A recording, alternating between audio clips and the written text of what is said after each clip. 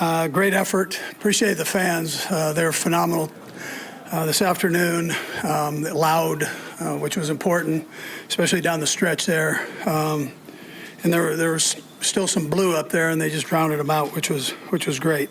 As far as the injuries go, Trey Smith hurt his ankle. Caliendo came in and did a nice job for him, but we'll see how it is as days go forward. Roland Wallace hurt his lower back. Again, we'll just see how it goes this week. And then Noah got hit in the head, and so he'll go through evaluations there. So we'll see how that goes. I thought both offense and defense did a great job. Special teams came through when we needed them, and we had a few penalties there that we got to clean up. Likewise, on the offensive side, we had some penalties there that we got to take care of. Again, in crucial situations. The one positive on that was the guys kept going, kept punching, and kind of smooth it out a little bit and get rid of some of the mistakes, and did a great job there. I thought Spags had a nice plan defensively against one of the best offenses in the National Football League, one of the top offenses, and then Nags had a phenomenal plan. Both of them did a great job calling the plays and knocking that out. It was tremendous. So, and then individual efforts. I mean, Kareem was dusted off and got over 100 yards, which was incredible. I'm proud of him for that. Rice. Over 100 yards, 141 yards. 2-point conversion was huge there. Kelce had a big day with some big catches there. And then Pat was on fire for a 300-yard game. So Xavier, likewise, played his tail off out there. He had a little bit of a sore ankle, and he just battled through it. Did a nice job. And then defensively, the yardage, when you start looking at the yardage here and the time of possession, they didn't have the ball much, and because the defense was getting the guys off the field and onward. So I was proud of that. Tranquil had a couple nice stops there, one in overtime in particular. Anyway, all the 2 for 4 in the red zone. I mean, it goes on and on. 5 of 12 for third downs. And then Bucker ended it. He had 5 field goals today, and then a big one there at the end. We tried to, we were able to get it in there, not because of him. I mean, we were confident that he can kick it out further, but we were kind of dual rolling it, using up some time in case something were to happen. We wouldn't give them much time there, and then finish the game off with the win. So with that, time's yours. It really felt like Patrick settled in the second half. What do you think changed? Yeah, I mean, listen, he kept firing, which the great ones do. Nags dialed up some stuff, and I thought just we're right in his wheelhouse, and he did a great job with all that. And Joe Blameyer, and I mean, all the guys contributed on it, but the coordinator was on fire today, so he did a good job. How important is Rasheed Rice, especially when you're able to get in space? Yeah, he's real good. Yeah, he's a great player. They all are. I mean, they've all got potential to do great things. But listen, we're glad he's back, and he's big and he's strong, fast, all that stuff. Tough to bring down. He pushed through. He was tired there, so he pushed through, and I thought he did a nice job.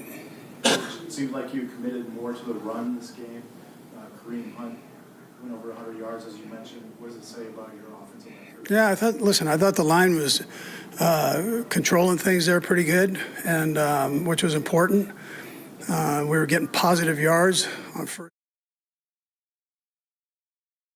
The Chiefs' dynasty talk was swirling, and with the Colts nearly pushing Kansas City below .500, the reigning AFC champs showed the league they're still force, rallying from 11 points down in the fourth quarter to stun the Colts 23-20 in overtime.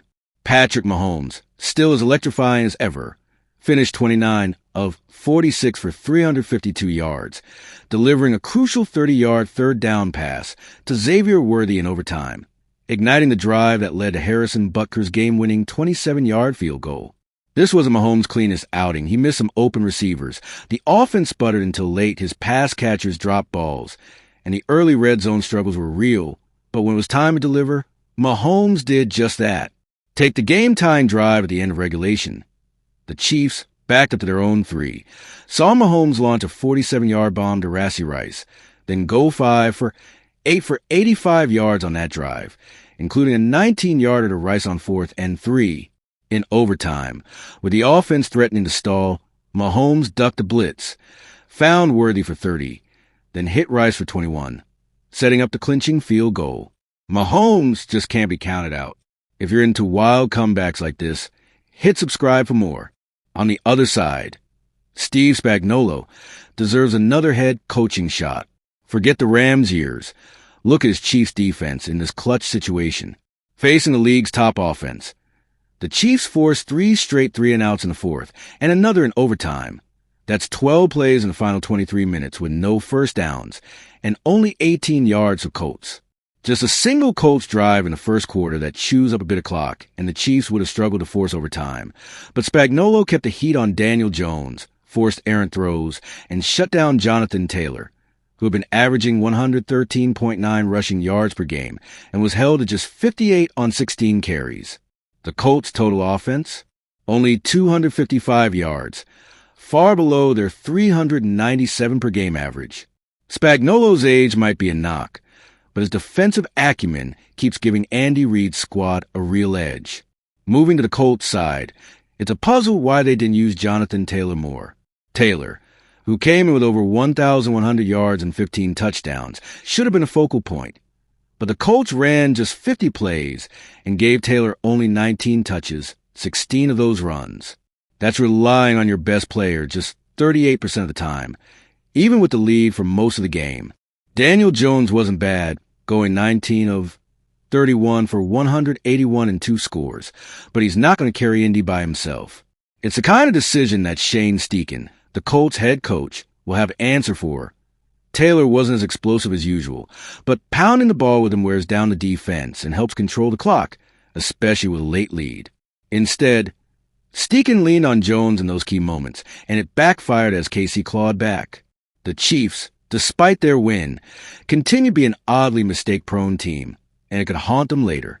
They dominated time of possession, holding the ball for over 42 minutes compared to the Colts' 25, but kept shooting themselves in the foot. There was Mahomes' early interception setting up a Colts touchdown, a Travis Kelce touchdown erased by a face mask penalty, and a promising drive snuffed out by back-to-back sacks.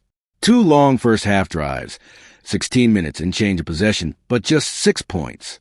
Even right before halftime, Mahomes missed 2 would-be touchdown passes, so they settled for another field goal.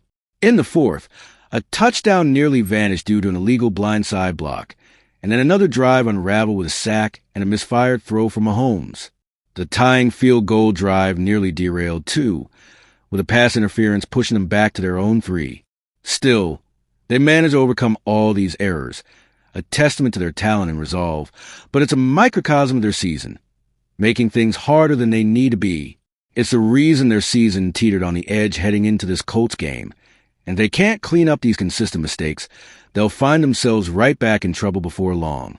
The Chiefs' resilience and Mahomes' late-game brilliance might carry them for now, but the margin for error in the NFL is razor thin. The defense stepped up when it mattered.